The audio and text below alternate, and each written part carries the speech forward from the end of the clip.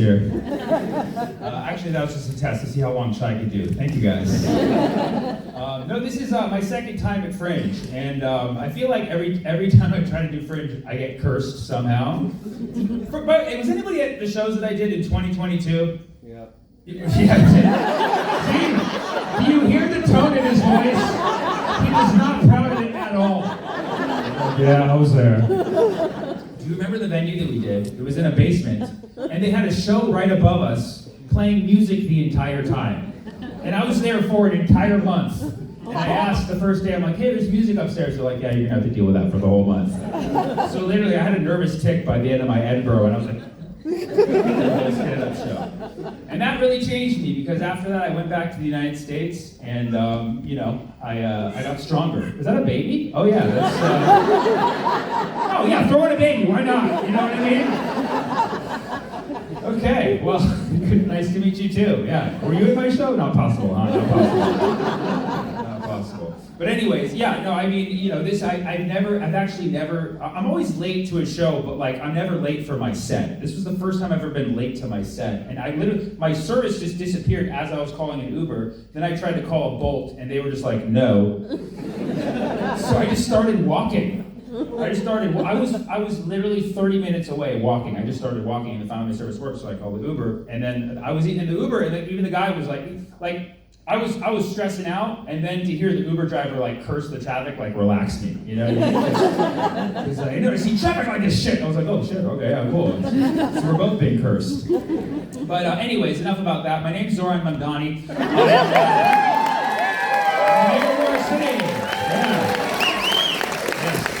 I've come to bring Sharia law to the UK. I'm kidding, you already have it. All right. We just came from London, that was cool. And, London's a great city, and as soon as they discover AC, they're going to be really good. Right? The whole UK, like what they colonized half the world, couldn't get one AC unit. What's going on there? But I came a week early. I had to tally votes for Count Binface, and yeah, I just learned about that. Somebody's like, "Hey, you heard of Count Binface?" I was like, "Is that what we're calling Bin Laden now? Like, what's going on?" And he's like, "No, it's a literal garbage bin that ran for office against Nigel Farage."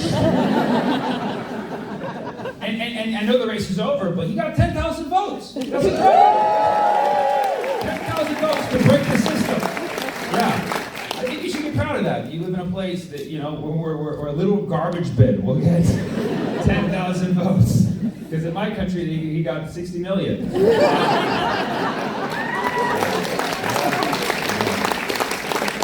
But I did just hit 19 years in stand-up a few weeks ago. I've been thinking about getting into politics just because it looks so easy right now. I see what mine are doing back home. Like, I could do that. You don't even have to be alive anymore to hold a seat in Congress. That was an AI photo of yourself with your wife. But I would start small, though, as president, and then I'd work my way up. The highest ranking official of the United States, Prime Minister of Israel. And from there,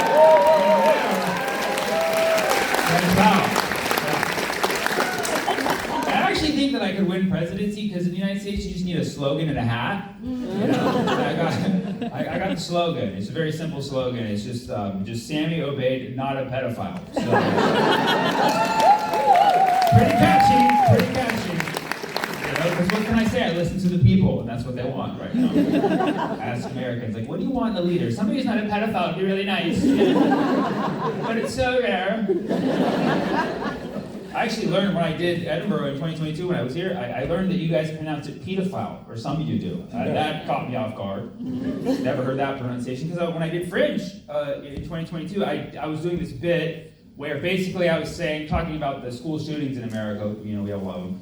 And I said, don't get sad just yet. But I said, if we really wanted to stop the school shootings, maybe we would have the pedophiles watch the schools, because they actually give a fuck about the kids. It's not a bad idea, but I don't think anybody would actually vote for that on paper. So I made made that joke, and someone in the crowd here in the UK took it quite literally, and he was like, "Are you a pedophile?" He came up to me, he's like, "Are you a pedophile?" I never heard that pronunciation. He said, "Are you a pedophile?" I thought he meant pita like the bread. Which I love, obviously. So he's like, "Are you a pedophile?" I was like, "Guilty." I love the pita, I love the fresh.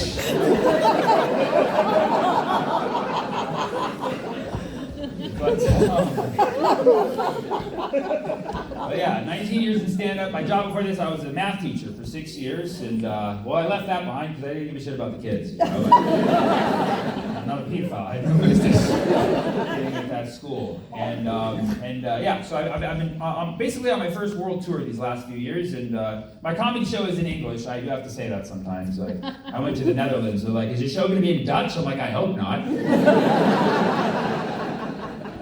Say, man, I went to Norway. They're like, "Norwegian?" I'm like, "I didn't even know that was a language, to be honest." By the way, Norway is intense. Awesome people, but like, I did a show in Norway last week, and I accidentally dropped the microphone. Accidentally, and it hit the ground twice. And they went, "Woo!" They did the rose.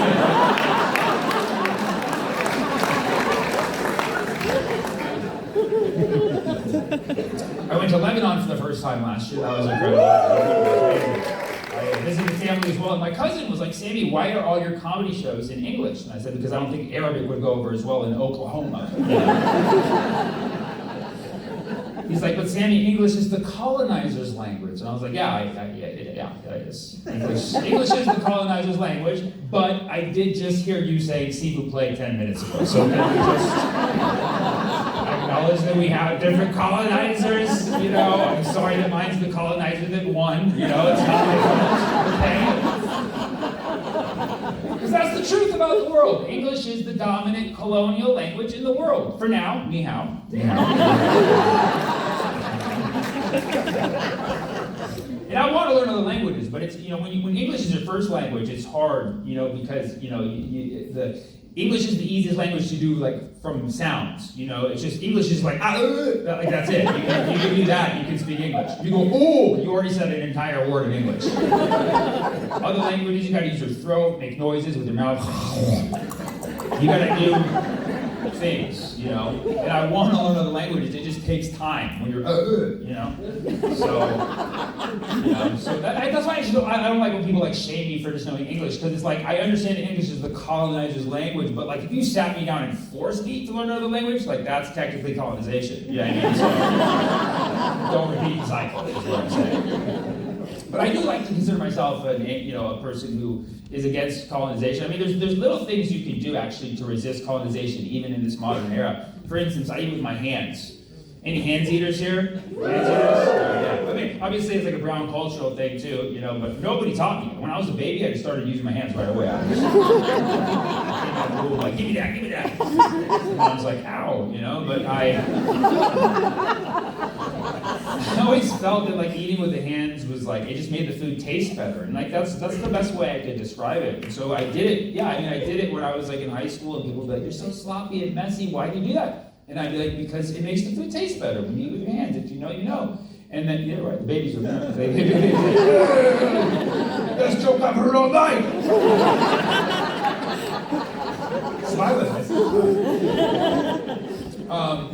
So you know, the food tastes better. Now tell this to people, and they'd be like, "Prove it." And I was like, ugh, I didn't know how to prove it. I didn't really have to prove it. But the science actually has finally come out about eating with your hands.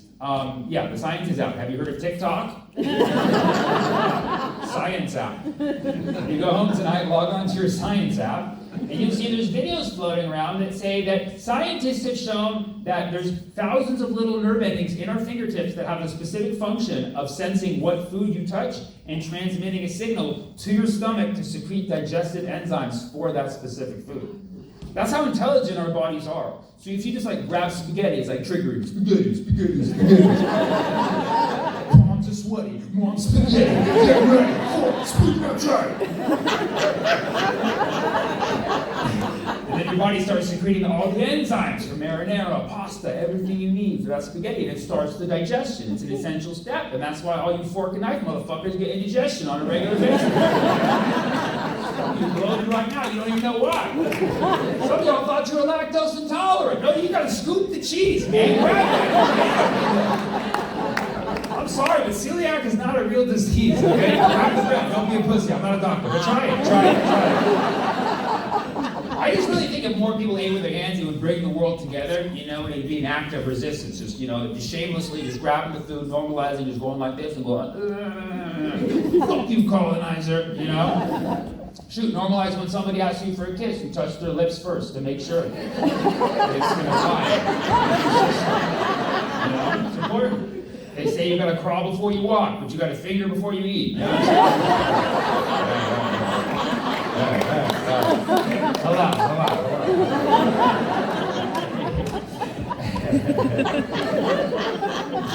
Yeah, you guys are awesome. This year, the United States celebrated a big anniversary, 59 years of being Israel's bitch. Hey, you know. Yeah. You guys ever think that the Strait of Hormuz would be like a great name for a gay nightclub? Anybody? Why has nobody done that yet? You know what I mean? Just have a gay nightclub called the Strait of Hormuz, and it has like really weird hours, so it's like it's open, it's closed, it's open.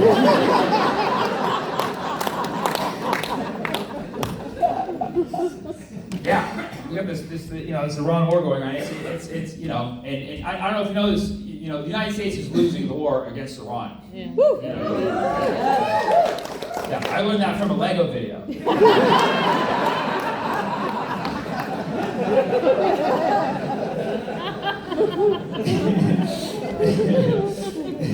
Yeah, but it hasn't stopped yet, because I guess Israel hasn't said stop yet. So it's still going on. Because Trump, you know, Trump doesn't want this war, like, and he knows we're losing. He's aware, but his ego's too big. You know what I mean? And we're at the point where, like, our soldiers are literally jumping ship. I don't know if you heard about that. I mean, it's a really fucked up thing. The USS Lincoln is out there. U.S. soldiers are literally jumping off the ship and pretending to commit suicide so they can get out of the war. I mean, it's sad. I see these people as victims of the system. They somehow got, you know, indoctrinated to the point where they felt like they wanted to be there, and now they're realizing how horrible it is, and they're getting out of it. So I don't think it's funny at all. I will say, though, that's definitely some Gen Z shit, though. I mean, no boomer would do that.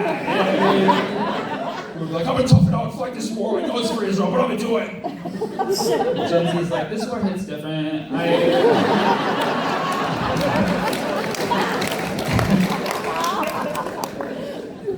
But it's fucking the whole world up, and you guys know. I don't gotta tell you, and everybody, nobody knows how it's gonna end, because it got close for a minute. Because at first I was like, how does this end? And you know, because like the United States and Iran, they're just so different. Like, who's gonna like broker the deal? Then Pakistan's like, I got this.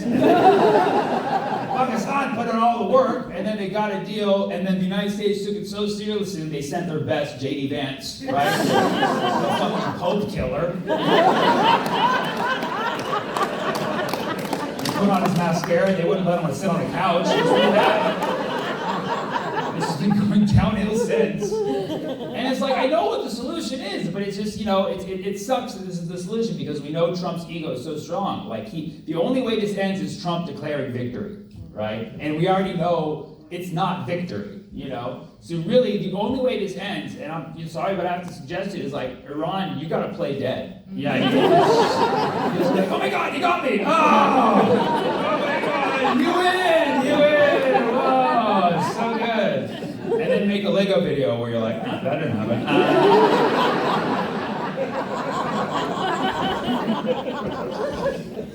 A lot of you might know this about me. I'm Lebanese, Palestinian American, and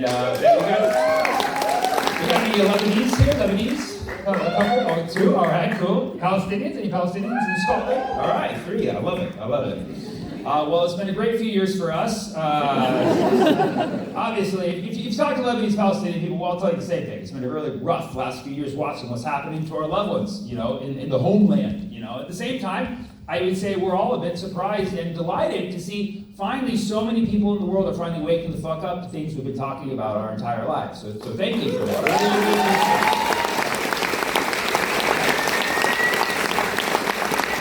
It's nice to see people being able to point out Lebanon and Palestine on the map, you know, and not looking at Ohio.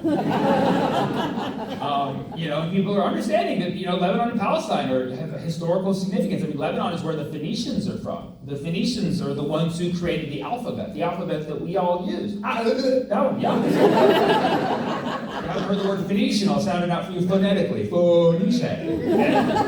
Language comes from Lebanon. Palestine is where Jesus is from. Not sure if you've heard of him yet. Yeah. And Gaza is also in the Bible. A lot of people don't know this. Gaza is where gauze was invented. Yeah, people think I'm joking when I say this. Like, oh, funny guy. Like, I wouldn't make that shit up.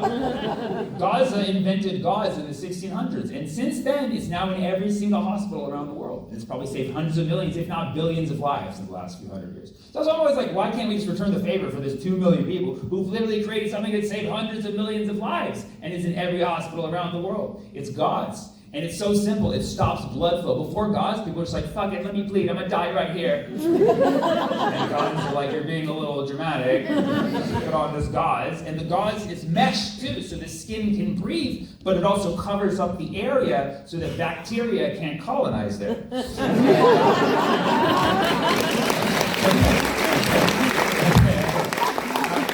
That's not anti-Semitic, okay? It's antiseptic. There's a difference.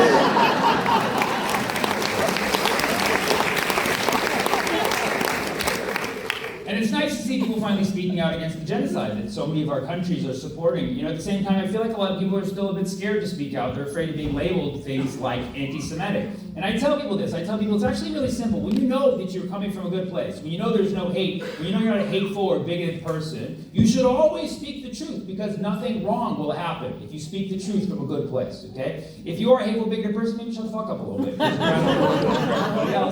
But just understand the language that you use. Be able to push back when people give you shit for the words you use and understand the language you use. For instance, when I say the word Zionists, and people are like, oh, you mean Jews. And it's like, no, I mean Zionists. And they're like, yeah, you mean Jews. It's like, motherfucker, you don't know English, do you? Maybe talk with the Phoenicians a little bit.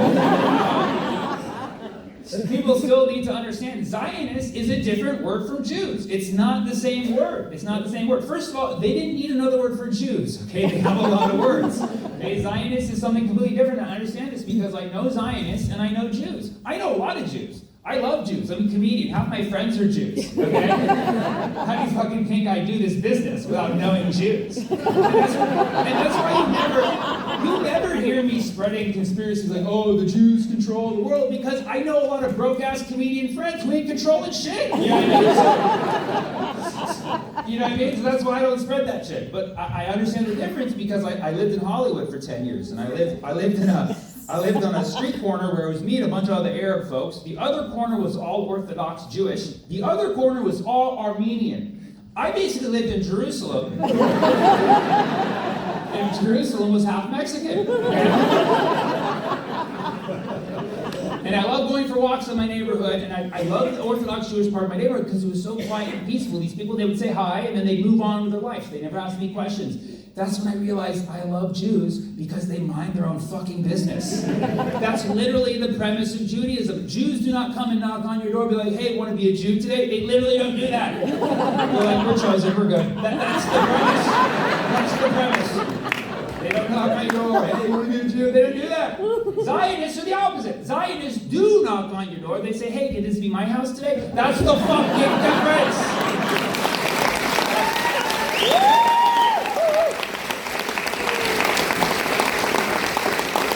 It's literally a knock-knock joke. Okay? That's why it's very important to ask who's there. Palestinians had to learn that the hard way. Now, obviously, when you talk about this stuff, you're going to get pushed back. I do. I get labeled all sorts of things that aren't true. There's only one thing that really annoys me, and that's when I talk about this stuff. People are like, oh, Sammy, why are you so obsessed with Israel? You're so obsessed. You're so obsessed. You're so obsessed with Israel. Why are you so obsessed? And it's like, why am I so obsessed with Israel? First of all, I'm an American citizen. Okay? I'm paying for that shit. know what I mean? If you put your kid in an expensive college, you need to check on those grades. You know what I mean? Simple as that. Right? Also, I'm Palestinian. What the fuck? I didn't come to you, you came to me. You know, remember how that works? Every Palestinian is obsessed with Israel. That's just the unfortunate truth. Every Palestinian is obsessed with Israel. If you're Palestinian and you're not obsessed with Israel, you're just a fat, washed up DJ. And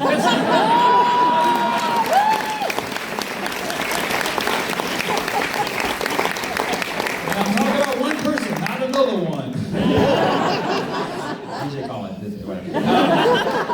anyways, but the rest must be the best. And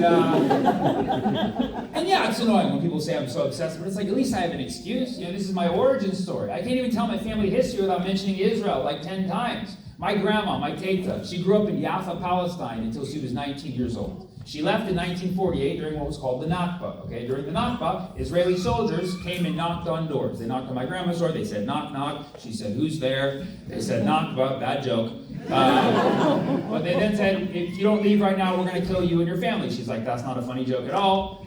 But she left immediately. The family left. I come from a long line of pussies. We're proud. But she told me what she saw as she was leaving. It's some horrific shit. She said she saw people getting killed in their homes. She saw men getting lined up execution style, shot on their front lawns. She said she saw women getting raped, like horrible things that she would tell me every night as a bedtime story. For some reason, I don't know why she did that. I don't sleep a lot.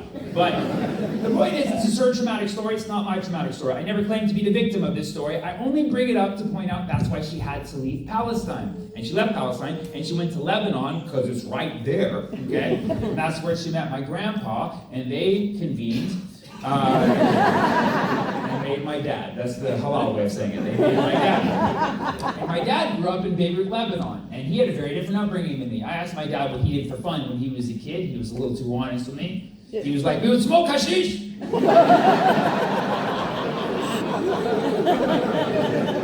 And chase each other in the parking lot. We called it hashtag. I see where I get it from. And he graduated high school in Beirut, Lebanon, and right after he graduated high school, Israel invaded Lebanon and started bombing. And so my grandparents were like, this is dangerous, we gotta get you out of here, we gotta send you somewhere more peaceful and tolerant. So they sent him to Texas.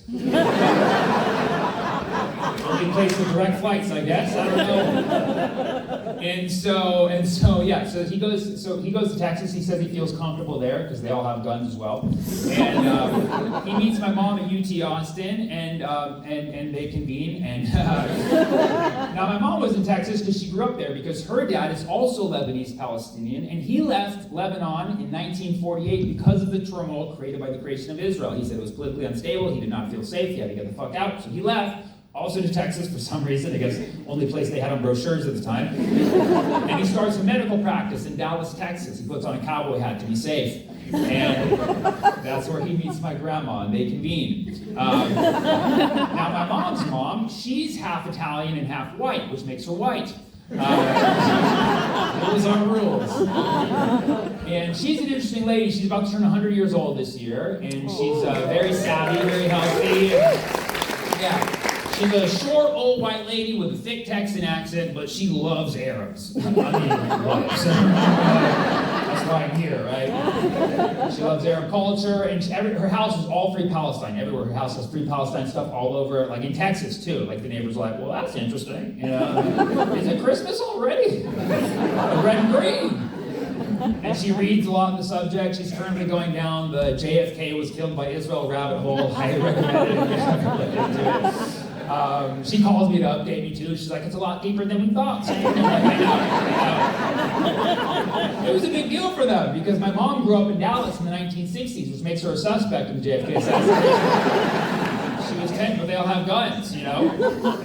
And so, so my grandma, she grew up in Texas. Her mom's from Italy, but her dad, as far as they trace back the family, is from the original American colonies. And I always ask them, like, where from before that? They're like, just America. I'm like, I don't think that's how it works. That's how when people ask me, like, what's your ethnic background? I say, well, I'm 75% Levantine, Lebanese and Palestinian. I'm 1/8 Italian, okay? And then I'm 1/8 just American. I don't know what that comes out to with the tariffs, but that's basically what it is.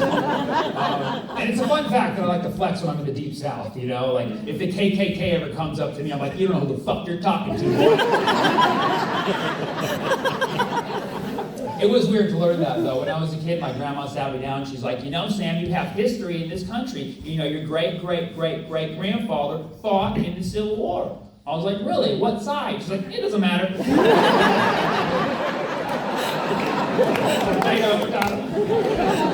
So that's my family tree. It's an olive tree, the kind of Olive Garden-like at the end. Now here's where it gets even more fucked up, okay? Because about a year before I'm born, my parents moved to California. They discover other states, and yeah, shout out.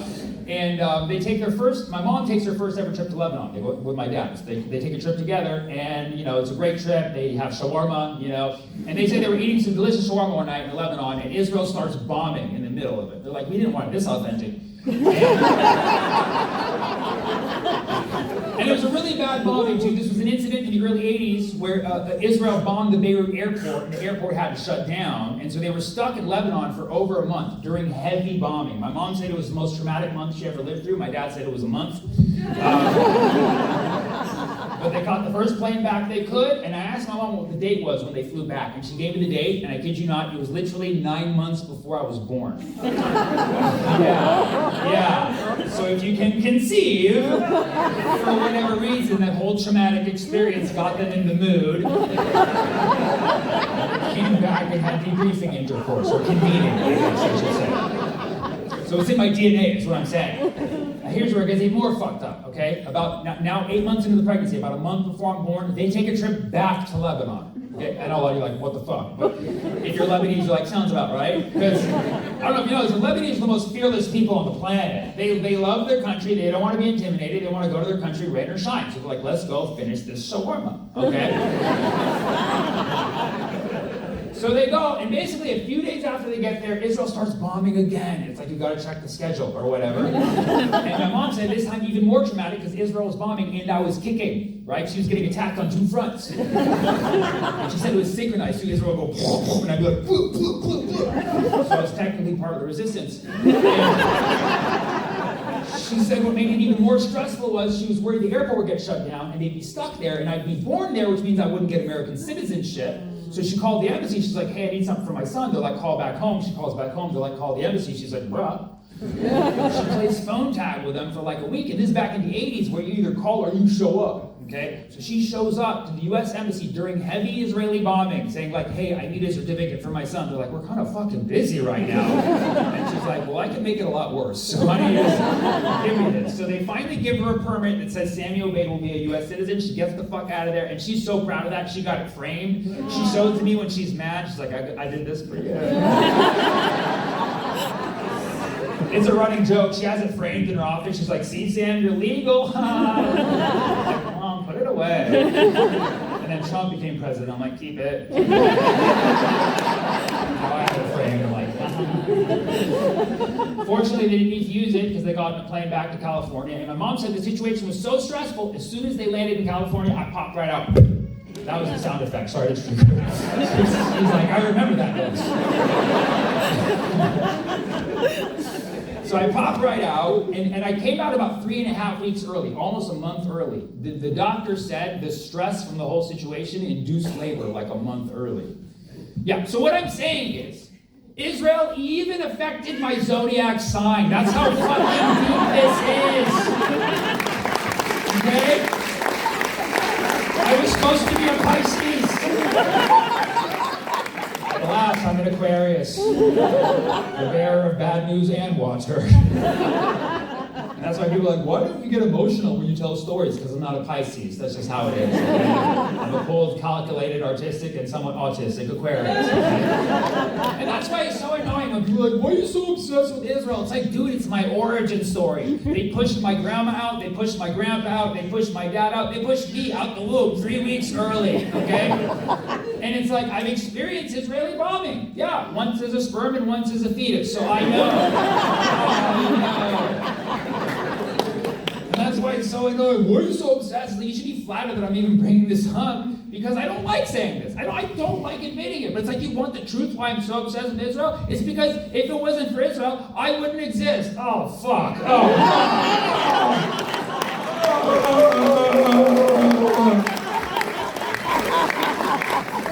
But it's true. If it wasn't for Israel, I wouldn't exist. But here's the difference. Here's the difference. Unlike Israel, I have the right to exist.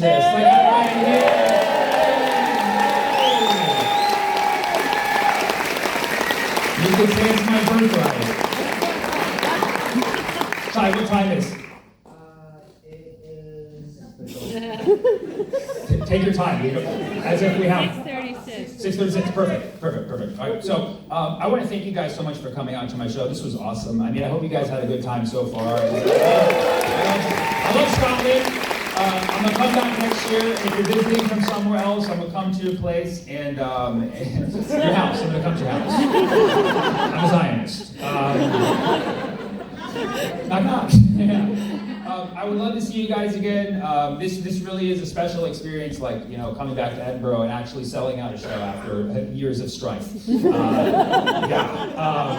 So it means a lot that you guys came out to see me, and we're selling shirts after the show. We got some cool shirts. Some say "Your Power with Watermelon," some say "Jokes are the Resistance." Some are my tour name, the Wit Supremacy Tour. Great for conversation starting. And some are my personal favorite, "I'm not suicidal, just honest."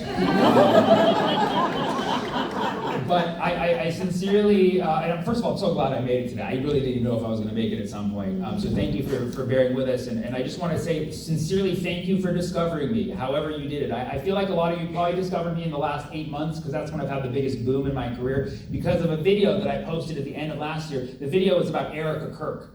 Yeah, everyone saw that coming. And it went crazy viral, because before that I was heavily shadow banned for talking about Palestine. The algorithm was kind of suppressing me, and so sometimes you just gotta throw Erica Kirk video out there. Now, a lot of people hate Erica Kirk, but I love Erica Kirk. Hear me out. I love Erica Kirk because she's so free, you know? She moves on fast. She doesn't let little things hold her down, you know? That's the energy I need in my life. I'm the opposite. I get bogged down by small things. If I go out to eat, they don't have what I want. I'm like, oh, they don't have calzone. Oh, you know? But now I stop myself, like, wait a second, what would Erica Kirk do? That's right, she'd probably move right on to acquire a new business. That's what she'd do. She'd be like, give me pizza, fireworks, you know? So I posted this video about Erica Kirk. It goes crazy viral, 100 million views. And ever since then, my shows have been selling out at Fringe, okay? I hit 1 million followers on Instagram, all these amazing things. I'm so thankful, and shout out to Erica. I don't know if people say that now, but shout out to Erica.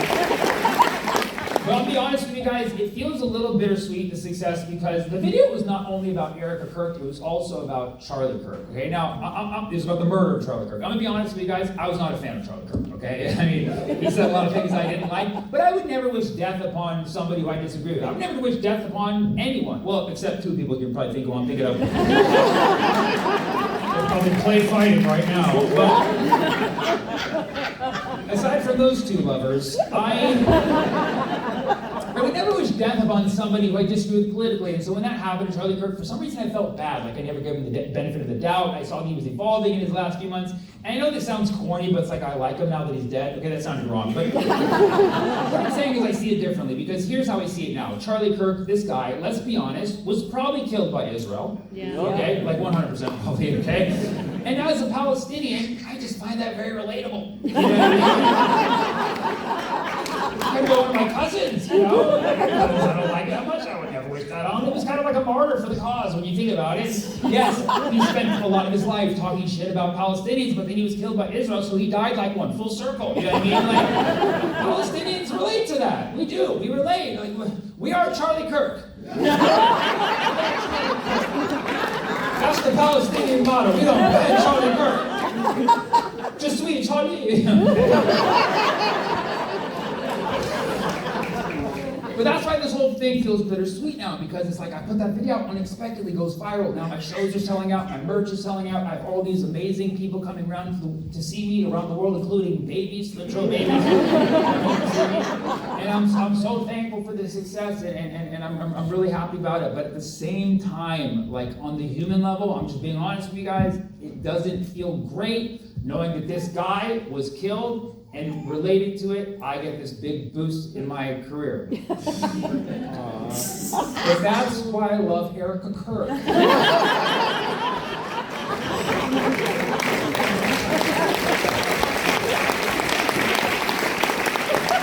Because it's nice to know I'm not the only one profiting off of his death. Edinburgh, I love you so much. I'll see you next time for a longer show on podcast. Thank you so much for coming out.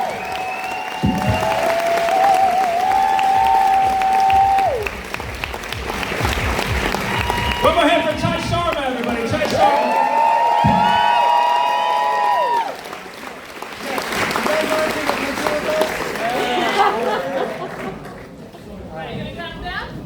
Come on, give him a